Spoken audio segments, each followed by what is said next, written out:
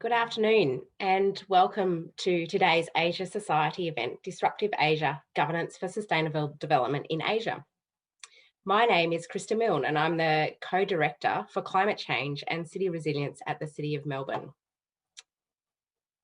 Before we begin, we would like to acknowledge that many participants today in today's event are dialing in from locations that have traditional owners and custodians.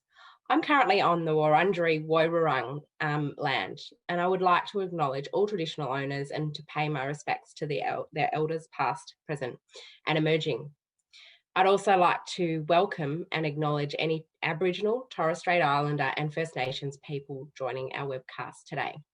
At the City of Melbourne, we are committed to our reconciliation journey because at its heart, reconciliation is about strengthening relationships between Aboriginal and non-Aboriginal peoples for the benefit of all Victorians.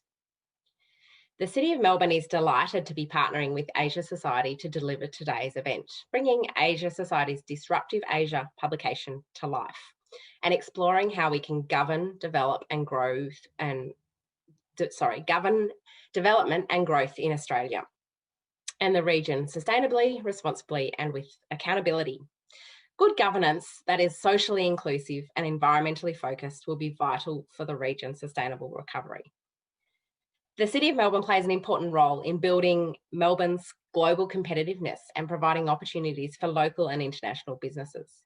We actively engage with Asia through our sister partner cities in China, Japan and Indonesia, and are also members of the Business Partner Cities Network. We encourage and facilitate knowledge sharing and collaboration among businesses, universities, research institutes and other government stakeholders. On the sustainability front, City of Melbourne is currently working in partnership with the University of Melbourne to embed the Sustainable Development Goals in our planning and reporting framework. Through that process, we will localise the Sustainable Development Goals for the Melbourne context. And use them to prioritise, benchmark the way the city is addressing our global challenges, such as poverty, climate change, clean energy, sustainable buildings, economic development and water use, and many other issues. The project will also highlight best practice ways where major cities are leveraging the Sustainable Development Goals, such as New York, Barcelona and Los Angeles. And Melbourne will also be linked with other cities across the Asia-Pacific region, which are also using the goals. The goals will help guide our thinking when we invest in services such as recycling, renewable energy, open spaces, homelessness, affordable housing, cycling lanes, water conservation and planting trees, and will ultimately benefit our city. There's also work underway to assist local and regional governments external to the City of Melbourne to engage with their own subnational reviews using the United Nations Sustainable Development Goals, which are proving useful for cities and regions to foster sustainable local development goals, localisation and demonstrate government's capability and capacity and commitments. And finally, later this week, the United Nations Economic and Social Commission for Asia and Pacific will launch the Asia-Pacific Regional Guidelines on Voluntary Local Reviews. The Asia-Pacific Regional Guidelines aim to support Asian and Pacific cities willing to undertake voluntary local reviews and produce an initial report to stakeholders on how cities can work to achieve the Sustainable Development Goals. City of Melbourne is finding the voluntary local review process highly valuable to benchmark ourselves and work out where to focus our effort. So on to today's event. It will run for about 45 minutes with 25 minutes for our panel discussion and 15 minutes for questions. So please do submit your questions via the YouTube live chat box. It's now my pleasure to introduce our expert panel for today. Further background on the incredible expertise our speakers have is in the link we are sharing with you now in the chat box. From Sydney, we are joined by Merriden Varrall, Director at the Australia Geopolitics Hub at KPMG Australia. And Merriden comes with years of experience working in Asia and sustainability spaces as former director of the East Asia program at the Lowy Institute and assistant country director and senior policy advisor for the UNDP China. Joining us from Melbourne, we have Arjuna Dibley, fellow at Stanford University's Steyer Taylor Centre for Energy Policy and Finance. Arjuna's work is at the intersection of law, economics, and public policy and focuses on climate, energy, and innovation. And finally, joining us all the way from Bangkok, which is one of the great values of this world we find ourselves in now, we have Mozaharul Alam, the Regional Coordinator for Climate Change Program at the UN Environment. A career at the UN spanning decades, Mozaharul oversees the implementation of climate change program at the UN Environment in Asia and Pacific region, ensuring it aligns with outcomes of the UN Environment Assembly, the Paris Agreement, and the Sustainable Development Goals. I'll now hand over to Asia Society's Executive Director and Curator of the Disruptive Asia Sustainability Series, Thomas Soem, to moderate the conversation. Very much looking forward to the discussion. Thank you, Thomas. Thank you very much, Krista. Great to have you with us today, and also like to thank the City of Melbourne for partnering with us on today's event. It's really great to have you as one of our members and partners, and I think it's a very fitting collaboration, noting some of the work you do on sustainability and community resilience. And of course, thank you also for making the time today. Extremely hectic schedule for you all in Victoria, and congratulations on the latest numbers, getting COVID down to 0 new cases. So it's a great day for Melbourne. So thank you again for being with us today. I'd also like to acknowledge all traditional owners and pay my respects to their elders past, present, and emerging. Now let's get to the discussion. Very excited to have Mozaharul, Merriden, and Arjuna with us today. Very good to see you, and a very warm welcome. Mozaharul, I'll start with you and some initial reflections. We discussed prior on the impact of COVID and on the 2030 agenda. Obviously, despite significant impact the pandemic has had on human life, our societies and economies, some consider the pandemic actually to be good news for the environment. Carbon emissions are dropping dramatically. We've seen reductions in air pollution as a result of less travel and movement of people. And aside from, horrific human loss, is COVID actually a crisis that can help sustainability? Or is it still more likely to slow down our progress? Or to put it in this way, to what extent do you think success with the SDGs is tied to success dealing with the pandemic? Thank you, Thomas, for invitation. Let me start with the point you have just mentioned about the COVID and horrific human impacts and suffering. First of all, I'd like to convey our condolences to the families who have lost their loved ones. We also stand in solidarity with the millions of healthcare professionals for their tireless effort for keeping us safe and working around the clock to tackle this global pandemic. You have mentioned a couple of benefits, and those benefits are primarily arises due to the several restrictions imposed by the countries. Therefore, the COVID-19 does not provide a silver lining for the environment. The positive environmental outcomes that we are seeing right now are temporary in our view. And without the fundamental shift in the global, particularly the energy production and the way we are consuming the resources, we have no reason to expect this temporary reduction would translate into a sustained long-term trend. Now, in the context of the SDG in the Asia-Pacific region, We all know that 2020 is the start of the decade for action for the sustainable development. And this 2020, we are also facing this pandemic.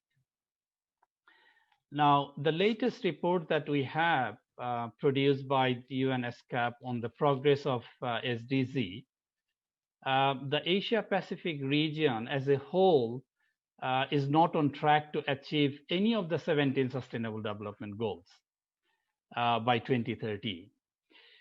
Therefore, this region needs to accelerate its progress in all SDGs. And particularly, I'd like to mention the SDG 12 and the SDG 13, which are related to the consumption and the production, as well as the climate change. That is the area I'm working on. Our most worrying part, as they're actually going backwards and needs to reverse the trend so that we see the progress in terms of achieving the SDG goal, the 12 and the 13. I'd like to mention also the two important elements in terms of showing the progress in the region.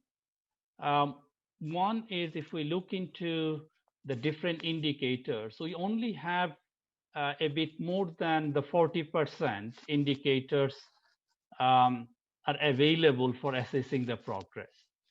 So it is not easy also to show the progress in all SDGs. But also another point to remind ourselves that if we look into the progress, it is not the linear. So maybe we'll be seeing more progress in this upcoming the decade.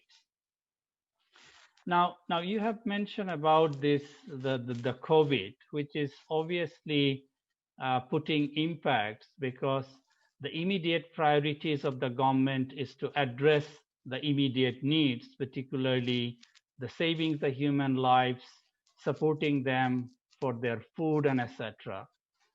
And we are not yet seeing the recovery package, which some countries are putting the recovery package.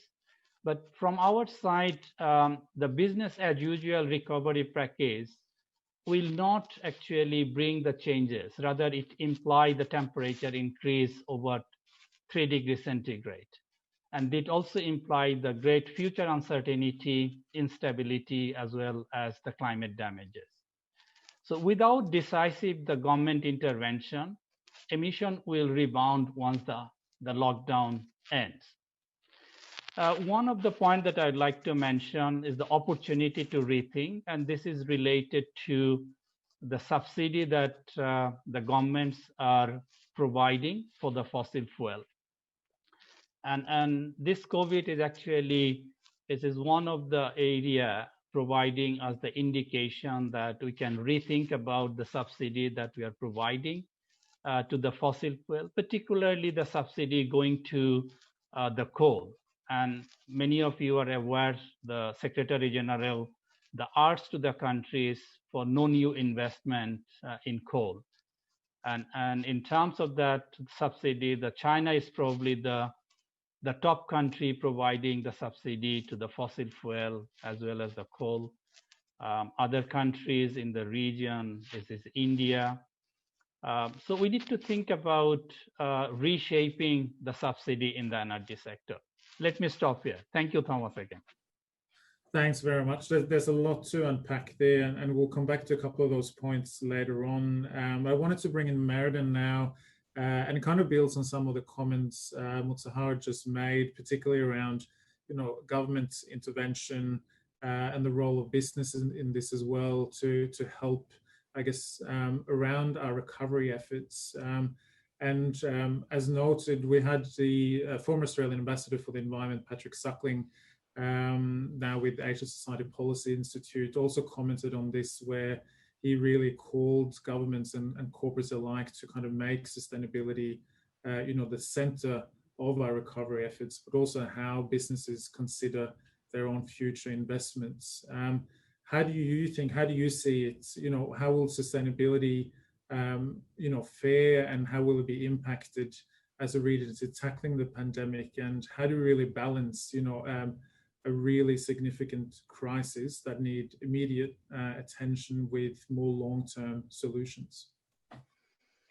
Thanks, Thomas, and thanks also for the invitation to be part of this panel. Look, Patrick's not alone in his call to, this word must is appearing a lot in the analysis of effective recovery strategies. We get must and sustainability in the same sentence a lot, and we see that the United Nations talks about this, the World Bank talks about this, the OECD talks about this. It's a pretty sort of prevalent discourse, must sustainability. The OECD notes that more resilient economies depend on a shift to sustainable practices. So this is something that business and corporates are obviously very interested in. We need to, of course, remember that sustainability is not just one thing. It's a multifaceted thing, and sustainable growth and sustainable development are multifaceted concepts. And as the 17 SDGs really clearly show, they're inextricably interconnected. You can't develop sustainably over here without developing sustainably over there. You'll fall through the bottom. We've been really lucky in Australia overall in the way that we've experienced COVID. And it's sometimes easy to forget the enormous and very real impact COVID is having, as Mozaharul just pointed out as well, on millions of people around the world, including our near neighbours. And so, of course, again, as Mozaharul noted, governments around the world and in the region are really grappling with a very difficult challenge of how to get back on track. There's immediate things that need to be done. It's a daunting challenge. So how sustainability in its multifaceted way fits into those recovery efforts is a big challenge, and it's a very mixed picture. So for some examples on the upside, we have countries like Japan pledging to be carbon neutral by 2050, South Korea also, China, with the caveats that, again, Mozaharul just mentioned in terms of coal subsidies, China has pledged to be carbon neutral by 2060. There's not much detail about this yet, but it indicates that a lot of this post-COVID recovery in some countries in our region, that rebuilding and investment and stimulus is going to be focusing on environmentally sustainable areas. It's also perhaps worth considering how the growing middle class in Asia and around the world, and that middle class has taken a hit through COVID in terms of its economic development, as everyone else has. But given we're talking about a kind of K-shaped development, where K-shaped recovery, where the wealthy are likely to come out faster and stronger, and very unfortunately, the already existing vulnerable and marginalised will continue to be vulnerable and marginalised. But in terms of the middle class story, that is going to be a trajectory that continues, and they have a tendency to demand a certain quality of life. And this might also have some positive implications for sustainable development. We've seen this pattern in China, right? With the demand of the middle class for clean air, the complete intolerance now for that kind of polluted air, not being able to access clean water. It's become a question of political legitimacy to some degree in China, and that's shaped the government's agenda. So I think there's some potential that growing middle class and the demands of the growing middle class may also help aid the sustainability agenda. But despite these kind of upsides, and despite the very clear economic, not to mention social, case for sustainable recovery, what we have seen for the most part in most national stimulus and recovery packages so far scores very poorly on sustainability efforts and those metrics. We have to, of course, remember as well that it's not just a national issue. Sustainability and sustainable development is a cross-border issue.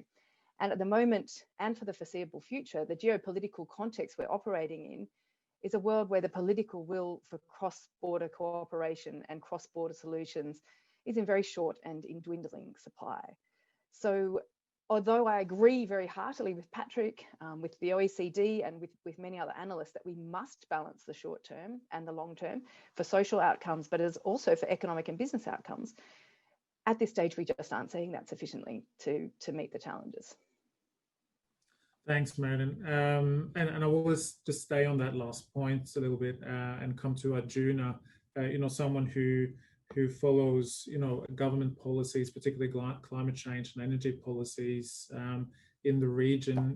How do you see our governments there, I guess, leveraging COVID as an opportunity to kind of reset some of the policy settings and maybe embrace sustainability more as a political goals? Do you really see, the governing, unique chance, in a sense, to govern through a crisis and really make a difference and have an impact, and potentially change some of the policies that can really, move the country towards a more sustainable path.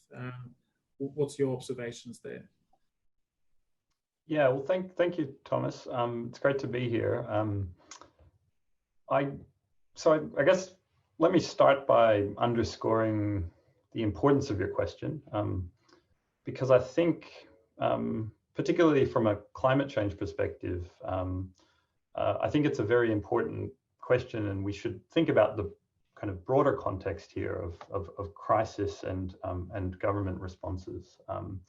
So, energy economists and policy analysts often point to this concept called carbon lock-in to explain why it's so difficult to switch, from brown technologies to green. So, to give you a sense of that concept, if a country builds a bit of brown energy infrastructure, let's say a coal plant, there's a lot of physical infrastructure that goes around that, as well as social infrastructure. So roads, ports, supply chains, regulations, community expectations about energy price, and all of these systems kind of work together to create the kind of lock-in effect, which makes it very difficult to change from different technology from brown to green. And if we look back historically, what we see is one of the most dramatic ways of breaking carbon lock-in is through major geopolitical and economic shocks. So we can look back at the Great Depression, World War II, the oil crises in the 70s, and these all precipitated big changes, and that's particularly true with respect to energy technology. The example that often people raise is the shift to nuclear power, for example, after the oil crisis in the 70s. So I think it's an important point, and because there is a big opportunity here, COVID, for all of its devastation, devastating human impacts, there is a from a dry economic perspective, there is a opportunity for a shift to happen.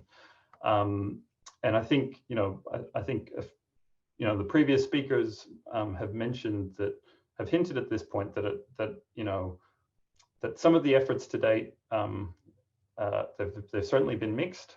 They've probably not been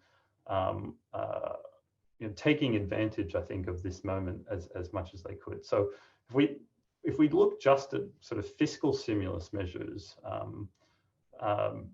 the picture is pretty clear. Unfortunately, that governments have not embraced this window of opportunity. So let's just look at the sort of the largest 20 economies, the G20. They've spent $12 trillion-ish on stimulus so far. About $4 trillion of that has gone to sectors which could have major impacts on climate change: agriculture, industry, the energy, transport sectors. And the most recent kind of analysis of that, there are many sources of this, but by and large points to the fact that the majority of those G20 countries are still investing that stimulus in areas in a way that will have a net negative impact on emissions. So in other words, it won't help reduce greenhouse gas emissions. Unfortunately, this is particularly bad amongst Asian economies. So Indonesia, India, Japan are a few examples where corporate bailouts have been offered with no green strings attached, where there's been regulatory and financial support for industries which we know are environmentally damaging. There are some shining examples. I think Merriden mentioned South Korea, for example. They spent $52 billion in green finance to support hydrogen vehicles, renewable energy over the next 5 years. But I guess the main point is there's plenty of room for improvement within the region to kind of capture the full potential of this crisis. Thanks very much, Arjuna. Some really interesting insights there, and I want to kind of build on that as well as the comment from Mozaharul earlier, and I'll come back to you now, Mozaharul, just on, you know, as we look to governance, as you would be very aware, you know, it's often referred to as the fourth pillar of sustainable development, and you know, the UN and others really look to their member states to integrate the goals into their national sustainability, into their development plans. And the UN system also obviously encourage, which we've seen here in Australia as well, to for its member states to conduct so-called voluntary national reviews to report on their progress against the SDGs. So what is your assessment? You mentioned, you know, not all the indicators are available or reported on.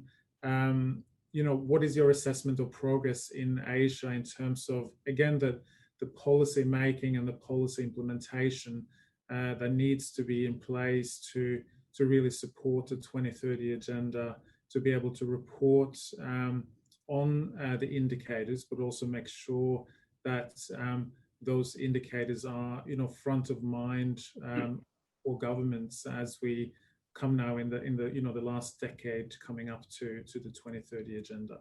Not a small question, but keen to hear, you know, from you sitting at the UN. Thank you. No, thank you very much, Thomas. Again, as I have mentioned already, that if we look into the SDG progress, we are lagging behind, and this is the decade is going to be very important to scale up the action.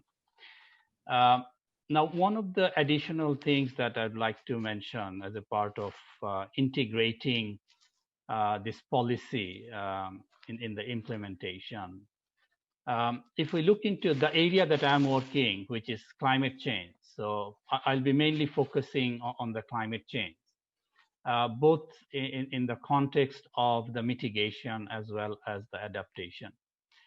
If we look into the Asia Pacific, all countries, they have submitted their nationally determined contribution to the Paris Agreement, and the number of countries are also working on updating their NDC, which is an important the tools for the country to actually demonstrate how they're integrating one of the key environmental dimension into the policy making and the implementation. If we look into the overall, the recognition is there, but the challenge is raising the ambition and implementing the action. Now, let me just give a bit of a focus on the raising the ambition. And without the raising the ambition under the Paris Agreement, the temperature is going to go even more than 3 degrees. And the impact that we are seeing right now arising from this pandemic, the impact of the climate change of the 3 degree is going to be much, much higher and the worst. Now, if we look into the current status of this raising the ambition, and I'm just referring the NDC tracker, which is saying that the 33 countries have stated their intention to update the NDC by the 2020. And if we look into all those 33 countries, it's representing only 8.3% of the global emission. Another 103 countries, they have stated their intention to raise the ambition by the 2020, and those 103 countries represent around 40% of the global emission. If we look into the current status, the 14 countries have submitted their updated the NDC, and representing only around 4% of the global emission. So if we combine all those countries who has expressed their intention, it's less than 50% of the global emission that we are talking about. So it is nowhere closer to the 1.5 degree, which is the aspiration of the Paris Agreement, but keeping the temperature below 2 degrees. We are nowhere closer to that target. We have heard that the Japan has mentioned, the new Prime Minister mentioned that Japan will become the carbon neutral by the 2050. But if we look into the updated NDC that they have submitted, it is not ambitious. The Vietnam, they have also submitted their updated NDCs. They have raised their ambition. But as I mentioned, that if we look into the 5 countries in this region who have submitted their updated NDC, it is nowhere closer to the reduction level that we need to keep the temperature below 2 degrees, or even the aspirational target is a 1.5 degree. And if I'm not mistaken, even the Australian government, I think it was in sometime in May or June, that the Minister for the Energy and the Emission Reduction mentioned that they are going to simply communicate or re-communicate it's the NDC for the COP26. I do not know whether there is any change happen after that, the announcement. So recognition is there, but that recognition is not translating into the real action in terms of the climate change, and which is important to keep the overall sustainability of the economy, society, and the environment. So let me stop, and I'll be happy to talk about the adaptation aspect if time permits later on. But I'd like to focus on the mitigation, because this is very important in terms of environmental sustainability and functioning the economic sector without the major impacts of climate change. No, that's really interesting to hear, and I think some really important points. And we're going to come also briefly to the Australian situation and kind of look a little bit closer what's happening here.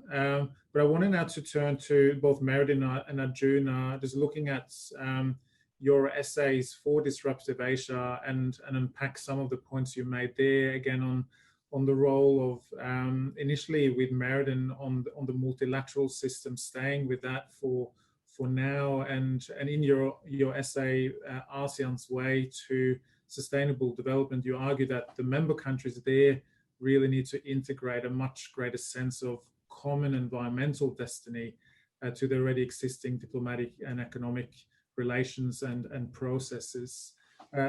You know, we always look to ASEAN and look at the potential for action. And again, you know, on Mozaharul's point, the ambition might be there, but the action may not. So, you know, what is your assessment? You know, how likely is it to happen that we can see more, you know, policy implementation from ASEAN as a grouping? And can we expect more regional and indeed global leadership from this grouping when it comes to the 2030 agenda?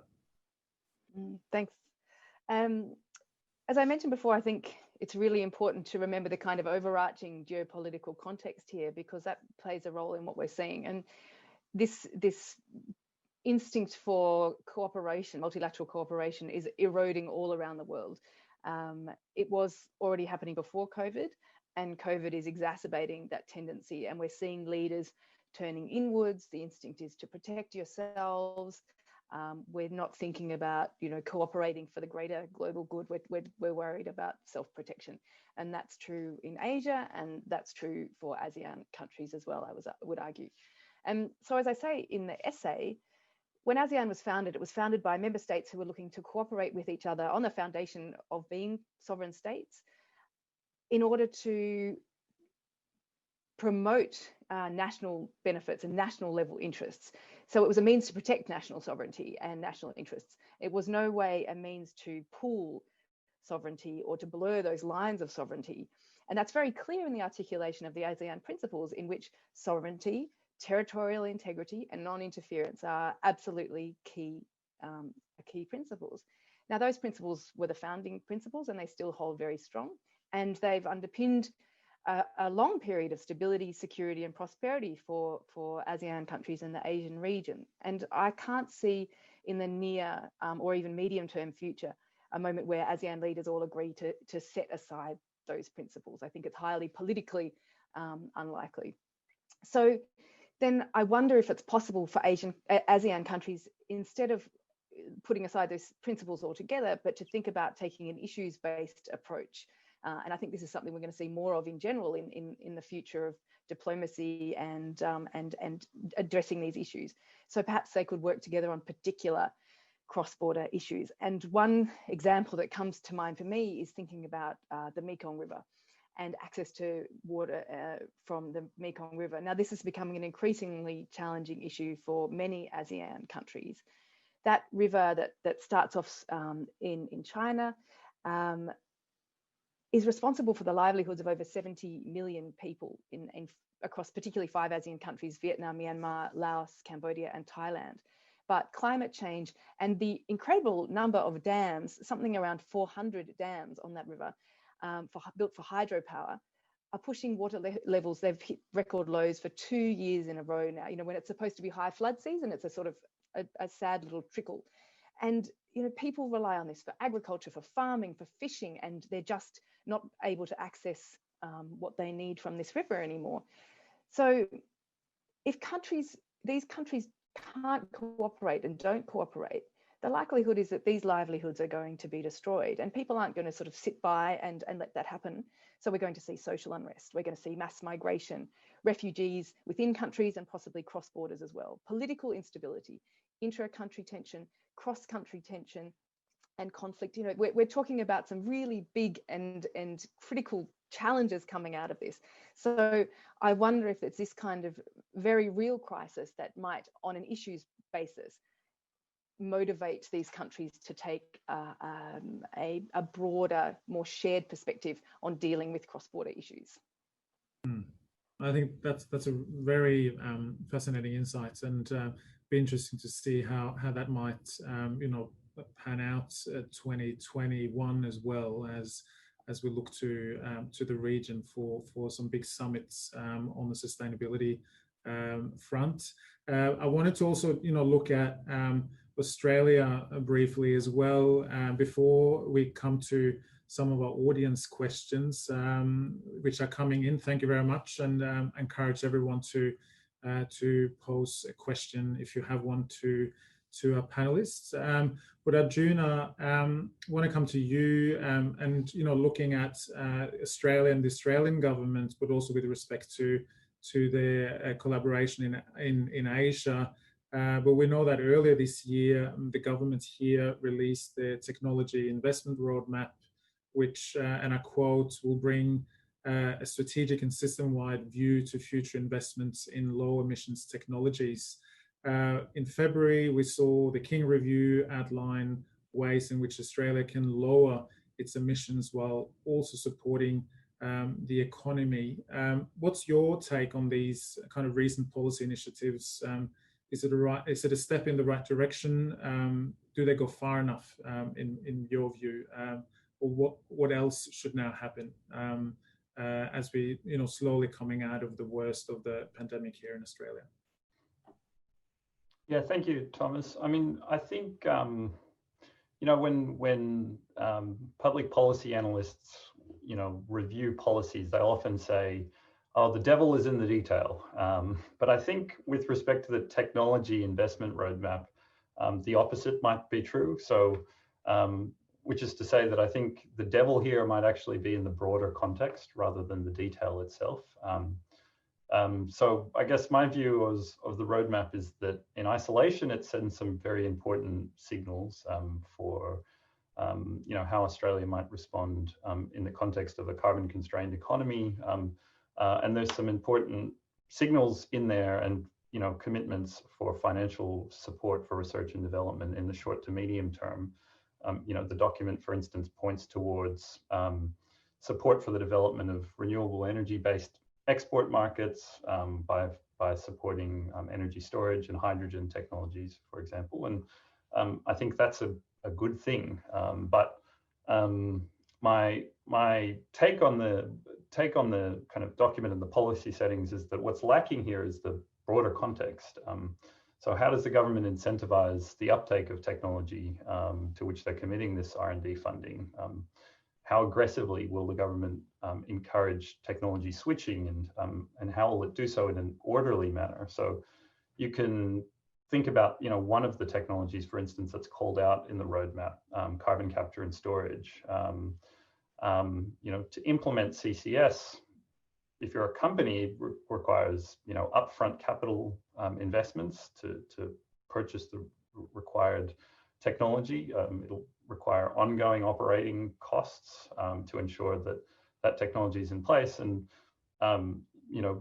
business people who run companies will probably ask, well, why would we take up such technology in the absence of some kind of regulatory requirement or a price signal to do so? And at the moment, in the absence of an economy-wide price on carbon or a regulatory signal in place, it's hard to see how a technology like the one like CCS, which is called out in this roadmap, might diffuse across the economy writ large, and therefore, lead to emission reductions. There are other things I could say about this. Technology switching obviously involves a lot of social and political questions. In this country in particular, we've got a large mining and resource sector, and changes in that sector will inevitably require consideration of what those impacts will have on livelihoods and communities. At the moment, those things are inherently tied together with technology change, and at the moment, it's hard to see where the government stands on those issues, and therefore, in the absence of policy positions there, to my mind, it's hard to see how the roadmap really goes far enough. Thanks, Arjuna. I think we've heard similar observations made before, but it's really interesting to hear your take as well. And just very briefly, I wanted to come to your essay as well, and then we'll go to a few audience questions. But you wrote a really interesting piece on state-owned enterprises, which is also part of your broader research at Stanford, and how SOEs contribute and respond to climate change. And I guess the argument you're making is that it can really impact also life here in Australia, maybe in more ways than we currently are aware. Very briefly, what's behind your assessment, and what impact do you see SOEs can really play with regards to the SDGs? Yeah, sure. Thank you. I'm at risk here. As you said, it's a topic for which I'm currently kind of in the throes of doing some research. So let me try and keep my comments really brief and instead refer people to the essay, which is online, where some of this material is covered in more detail. But the central point really is that state-owned enterprises are very important to climate change, but often neglected. Anyone who's been following the news in Australia this week will know that state-owned enterprises still exist. Australia Post is in the press for all the wrong reasons. But my point in my essay is that these firms have a big impact on climate change. Primarily, that's because they are still very prevalent in the energy sector. So if we think about electricity, 62% of global electricity is produced by state-owned enterprises. And so, their role in the global kind of decarbonization process is very important, but often it's bundled up together with considerations of all firms. So, so policy makers, institutional investors, activists, and others often think about, decarbonization in the electricity sector as if all firms are the same and that they will all respond in the same way. So you see these prevalent kind of policy positions prioritizing carbon pricing, for example, or disclosure of climate risks. And I guess what I'm sort of arguing in the essay is, and doing further work on, is to think about what are some of the other mechanisms which are important with respect to SOEs? What are the things that they respond to, and how might we better engage SOEs to make those transitions so that we're focusing on this important group of companies? With respect to your second point, I think, which was about how does this matter for Australians, I think the easiest thing to do, or the easiest way to make that point, is to point to, I guess, an incident that happened a couple of weeks ago, which was a sort of dramatic change amongst Chinese SOEs in accepting Australian coal. So there was a ban imposed, which had pretty significant implications for the coal price in the short term. The reason, why that change was able to happen so quickly was because it was instituted by by Chinese state-owned companies, which are responsive, or much more quickly responsive to centralized government demands. And so I guess my point here is that as countries, important countries to Australia, like China, change their policy positions, make attempts to decarbonize and so on, there will be big implications for Australian industry and for the communities that are affected by those changes. So I've probably gone on too long already, but like I said, I encourage you to have a look at the essay if you're interested in this topic. Great, thank you, Arjuna. I encourage the same. It's a really interesting piece.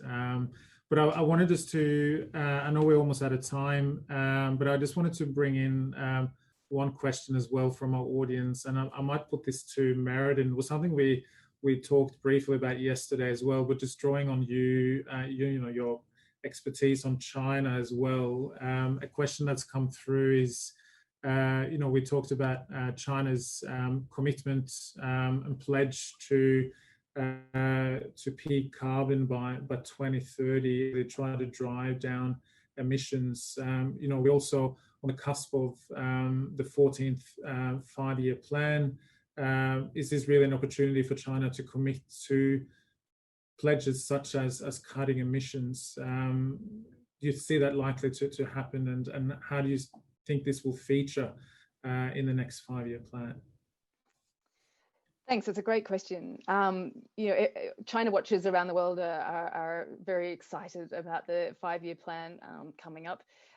Likely to see some actual information about that maybe March next year. At the moment, we're all still reading tea leaves and hypothesizing, but certainly this is hugely on the agenda. And as I mentioned before, a lot of this is driven by a growing expectation among the population of China that the government does something about it. Quality of life is a pillar of legitimacy for the Chinese authorities. What's interesting is these announcements about 2030, 2060.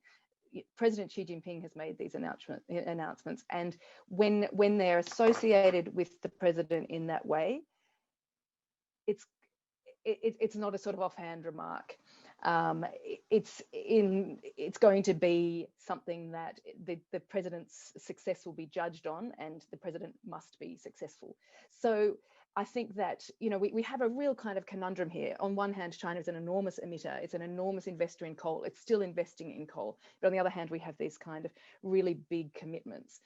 But what we do know is that the political weight is behind those commitments. And once you've got President Xi Jinping behind them, people further down will follow.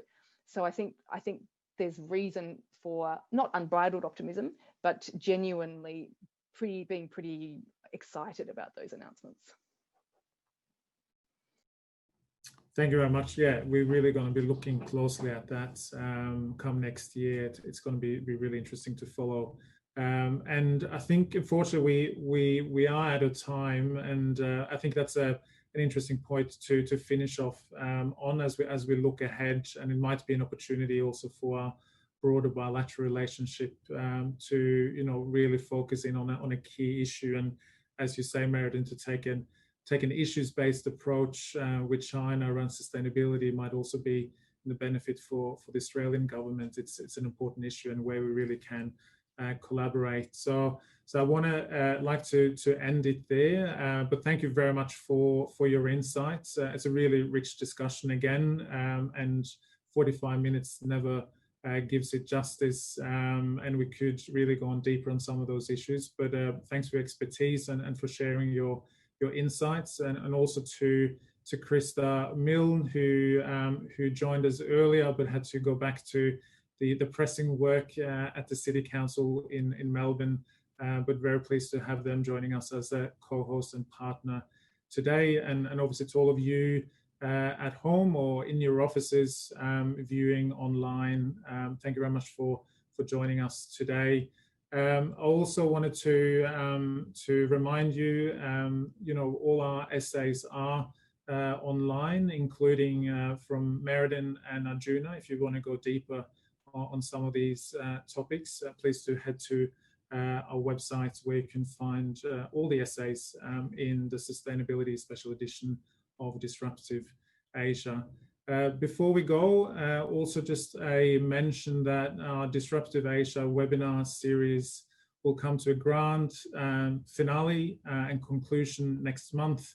On the 26th of November, we will officially launch the special sustainability edition of Disruptive Asia, Volume 4, 2020, and in partnership with our major sponsor, WWF Australia, our knowledge partner, the University of Queensland, and also with the ongoing support of the Judith Neilson Institute for Journalism and Ideas.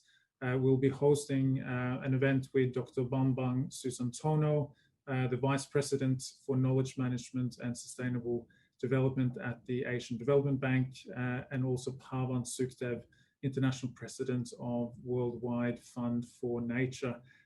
Also joining us is the award-winning journalist Desi Anwar, who's a senior anchor and director at CNN Indonesia, who will moderate the conversation. I will have the opportunity to just sit back and enjoy. So really looking forward to that. I hope you all can join us then. Until then, stay well and keep safe, and bye for now.